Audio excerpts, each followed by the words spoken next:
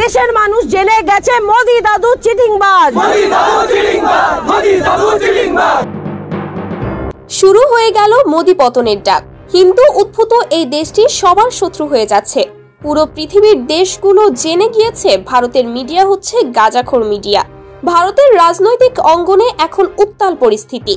একদিকে দেশের অর্থনৈতিক অবস্থা ধ্বংসের মুখে, আরেকদিকে জনগণের আস্থা হারিয়ে ফেলেছে মোদি সরকার। মোদি হটাও দেশ বাঁচাও। দেশের বিভিন্ন প্রান্তে শুরু হয়েছে মোদি হটাও দেশ বাঁচাও আন্দোলন। গণতন্ত্রের এই ক্রান্তিকালে ভারতের ভবিষ্যৎ নিয়ে শঙ্কা প্রকাশ করছেন বিশ্লেষকরা। বিভিন্ন রাজ্যে কৃষক, ব্যবসায়ী এবং সাধারণ জনগণ একত্র হয়ে মোদি সরকারের ভুল নীতির বিরুদ্ধে সোচ্চার হয়েছে। এই যে আমরা বাংলাদেশ, পাকিস্তান, ভারত একটা দলবদ্ধ হয়ে আমরা এই যে কাজটা করছি, এটা খুবই খারাপ কাজ করছি। সবাই মিলেমিশে থাকা উচিত আমার পক্ষে, কিন্তু এরা যেটাই করছে এটা খুব অন্যায় কাজ করছে, এটা সংশোধন করা উচিত। দিল্লি, কলকাতা, মুম্বাই সহ বড় বড় শহরে পোস্টারে লেখা মোদি হটাও গণতন্ত্র বাঁচাও, এগুলো 11টি ভাষায় ছাপা হয়েছে এবং পুরো দেশে ছড়িয়ে পড়েছে। কৃষকরা বলছে আমাদের ফসল নষ্ট হচ্ছে, আমরা পেট চালাতে পারছি না, আর মোদি সরকার শুধু রাজনৈতিক লড়াইয়ে ব্যস্ত।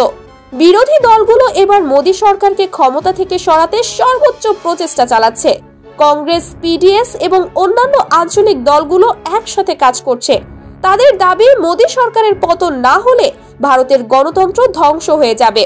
পিডিএস নেতা সমীর পুততুন্ডু বলেন, এই ফ্যাসিস্ট শক্তিকে হারাতে হবে, না হলে দেশ আর কোনোদিন সুষ্ঠু নির্বাচন দেখতে পাবে না। কান খুলে শোন বলছি, আজ বিজেপি দাঙ্গাবাজ, আম জনতা বলছে দেখো মোদি দাদু চিটিংবাজ। পশ্চিমবঙ্গে মোদি হটাও আন্দোলন সবচেয়ে বেশি তীব্র হয়েছে। রাজ্যের প্রাক্তন মন্ত্রী পূর্ণেন্দু বসু বলেছেন, মোদি সরকারের ভুল নীতির কারণে শুধু পশ্চিমবঙ্গ নয়, পুরো দেশের অর্থনীতি মুখ থুবড়ে পড়েছে। দেশের গণতন্ত্র বাঁচাতে হলে এই সরকারকে সরাতেই হবে। ভারতের শীর্ষস্থানীয় গণমাধ্যমগুলো মোদি সরকারের কঠোর সমালোচনা করছে। Times of India, Indian express এবং আনন্দবাজার পত্রিকা বলছে, মোদি সরকার গণতন্ত্রের নামে একনায়কতন্ত্র চালাচ্ছে। জনগণের ভোটাধিকার রক্ষা করতে হলে এই সরকারকে সরাতে হবে। মোদি সরকারের বিরুদ্ধে গণ আন্দোলন ক্রমেই তীব্র হচ্ছে। রাজনৈতিক বিশ্লেষকরা বলছেন, আসন্ন নির্বাচন হবে মোদি সরকারের জন্য একটি বড় চ্যালেঞ্জ। যদি জনগণ এবার পরিবর্তন না আনে, তবে ভারতের গণতন্ত্র পুরোপুরি ধ্বংস হয়ে যাবে। এটা ওদের মন মানসিকতা খারাপ, ওটা মনের মানুষ না, ওরা অমানুষ বলে এরকম ব্যবহার করছে।